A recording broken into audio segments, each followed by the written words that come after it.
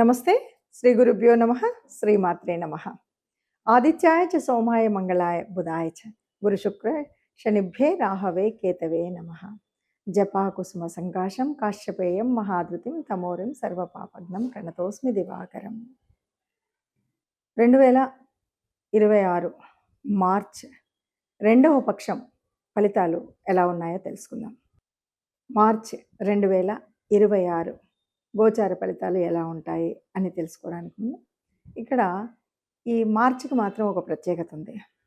ఎందుకంటే సగం మాసం వరకు సనాతన ధర్మంలో మనం చెప్పుకున్నటువంటి మన పండగ, మన తొలి సంవత్సరాది ఏదైతే ఉందో, తొలి ఉగాది ఏదైతే ఉందో అక్కడి నుండి చెప్పుకోవాల్సినటువంటి పంచాంగం, అక్కడి నుండి వినవలసినటువంటి ఫలితాలు ఏవైతే ఉన్నాయో అది ఈ మార్చి మాసానికి వచ్చేసరికి ఒక 15 రోజుల వరకు దాదాపుగా 15, 16, 19వ తారీఖు ఉగాది వస్తుంది కాబట్టి అక్కడి వరకు విశ్వావసు నామ సంవత్సర ఫలితాల్లో ఉండి ఆ తర్వాత మనకి పరాభవ నామ సంవత్సరం మొదలవుతుంది.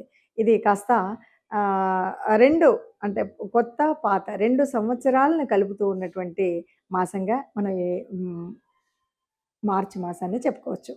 ఇక ఈ మాసానికి కనుక గోచార ఫలితాలను తెలుసుకునేటప్పుడు అసలు గోచారంలో మనకు ఉండవలసినటువంటి గ్రహస్థితి ఈ మాసంలో మరి ఎలా ఉంది, ప్రారంభంలో ఎలా ఉంది, చివరిలో ఏదైనా మార్పు ఉందా అని కనుక చూసినట్టయితే ముందుగా ఇందులో మనకి కుంభరాశిలో మొన్నటి వరకు మనకు తెలుసు అధిక గ్రహాలు అక్కడ ఉన్నటువంటి సంగతి.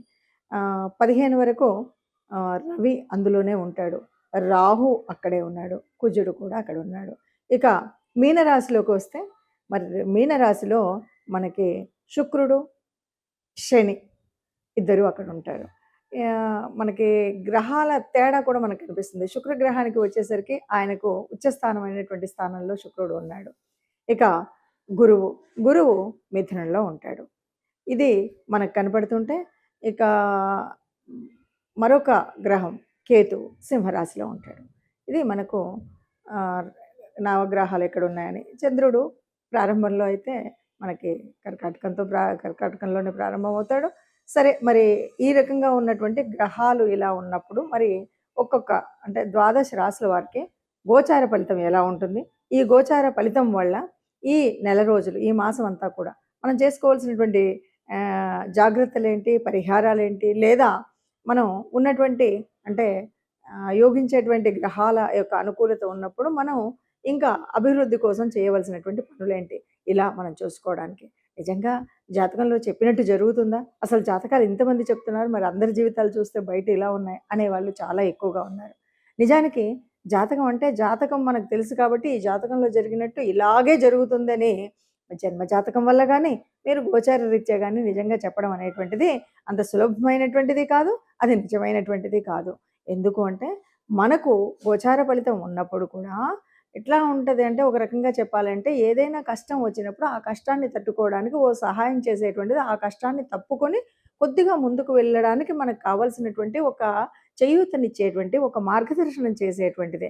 అలాగా జాతకం కూడా అంతే. మనం ముందు తెలుసుకోవడం ఎందుకు అంటే ఈ కష్టం రాబోతుంది కాబట్టి ఇలా ఉండకండి. ఆ కష్టం ఎందుకు వస్తుంది?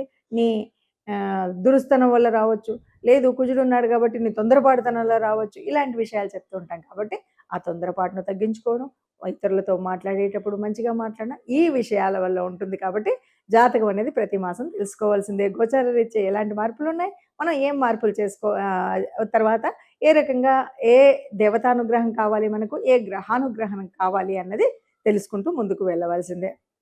అలా మరి ఈ మార్చి మాసంలో ఒక్కొక్క రాశి వారికి ఎలాంటి ఫలితాలు ఉన్నాయో నెమ్మదిగా చూద్దాం. మేషరాశి ఫలితాలు ఎలా ఉంటాయి ఈ మాసానికంటే కాస్త మిశ్రమ ఫలితాలనే చెప్పాలి.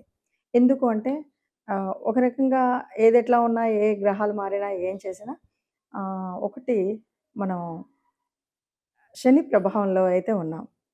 ఏళ్ళనాటి శనిలో ఉన్నటువంటి కాలం కనుక ఏదైనా సరే కొంచెం కష్టంగానే ఉంటుంది. ప్రతిదీ కూడా ఓర్పుతో, నేర్పుతో చేయాల్సినటువంటి స్థితే ఉంటుంది.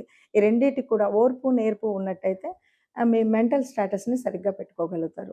అలా ఉండడం కోసం ఏ పని చేసినా ఒకటికి 2 సార్లు ఆలోచించి చేయాలి. మిగతా గ్రహాలన్నీ గనుక చూస్తే అన్నీ అనుకూలంగానే ఉన్నాయి. అనుకున్న పనులు ఏదైనా సరే కొంచెం ఓపికగా ఒకటికి 2 సార్లు ఆలోచిస్తే ప్రతి పనిని కూడా మీరు సరిగ్గా సక్రమంగా పూర్తి చేయగలుగుతారు. అయితే కొన్నిసార్లు ఎట్లా ఉంటాయంటే ఆ పని నేను చేయగలుగుతానా అన్నట్టుగా ఉంటుంది.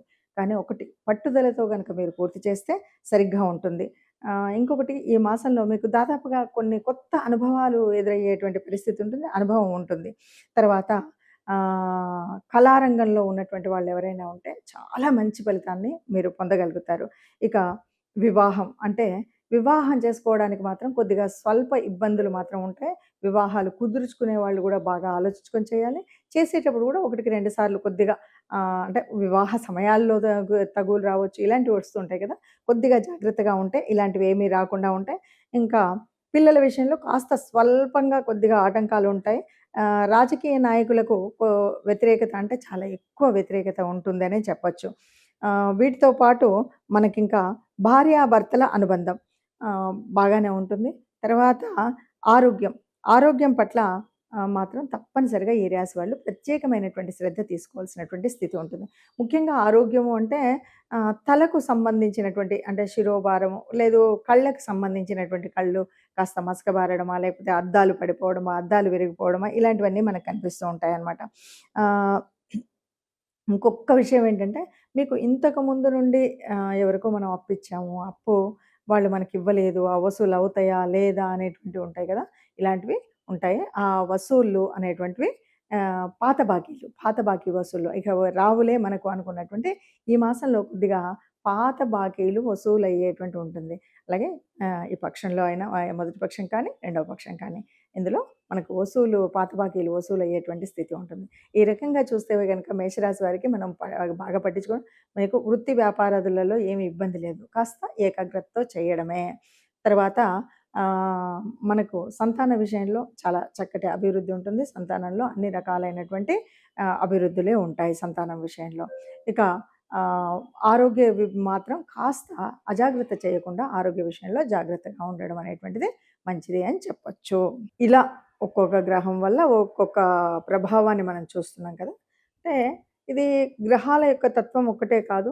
మనకు కూడా జన్మజాతకంలో ఉన్నటువంటి అంతకుముందే ఉన్నటువంటి గ్రహాల ఉపస్థితి వల్ల కావచ్చు, లేకపోతే జరుగుతున్న దశ, అంతర్దశల మూలంగా కూడా కావచ్చు.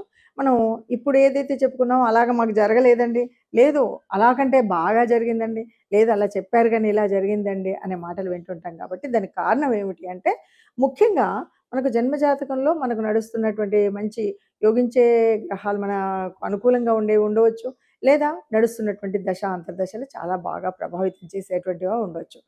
కానీ అలాంటప్పుడు కూడా కొన్నిసార్లు కొన్ని రకాలైనటువంటి గ్రహాల యొక్క యుతుల వల్ల గానీ, గ్రహాల యొక్క దృష్టుల వల్ల గానీ కొన్ని మార్పులైతే తప్పకుండా జరుగుతాయి. ఈ మార్పులు జరిగినప్పుడు మనకు అంతా ఉన్నా కాస్త పట్టించుకున్నప్పుడు తెలియకపోవచ్చేమో కానీ, మన భవిష్యత్తుకు పునాది వేసేటువంటి కొన్ని మంచి నిర్ణయాలు తీసుకునేటప్పుడు ఇది ఉండాలి. కాబట్టి ఇప్పటి వరకు మనం చెప్పుకున్నట్టుగా ఈ పరిస్థితి ఉంది కాబట్టి మరి ఏం చేయాలి? అంటే ఏమీ లేదండి. అసలు మనకు శాస్త్ర ప్రకారంగా కూడా ఓ పద్ధతి ఉంటుంది. ఎప్పుడూ కూడా దేవతానుగ్రహం పొందాలి అంటే ఇష్టదేవత లేదు అంటే కులదేవత. ఈ మీ ఇష్టదేవతను గాని, కులదేవతను గాని ఆరాధించేటువంటి పద్ధతి ఉంటుంది.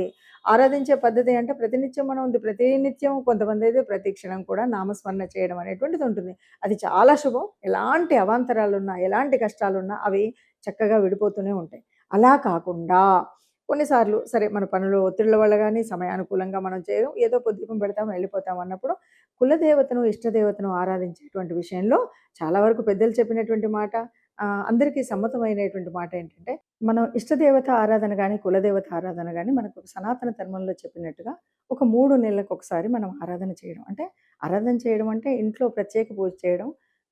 మనం నలుగురిని పిలుసుకొని, లేదు ఒక హోమము ఇలాంటివి ఏదైనా సరే మనం లేదు ఆ పేరు మీద దానం, ధర్మం చేయడం అనేటువంటిది ఒక పద్ధతి.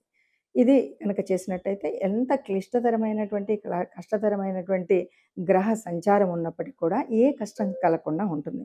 ఇక ఈ నెలకు కనుక మనం ఆలోచించినట్టయితే, ఈ నెలలో ప్రత్యేకించి మనము పూజించవలసినటువంటిది, ఆరాధించవలసింది ఎవరిది అంటే, ఇది వసంత ఋతువు వస్తుంది.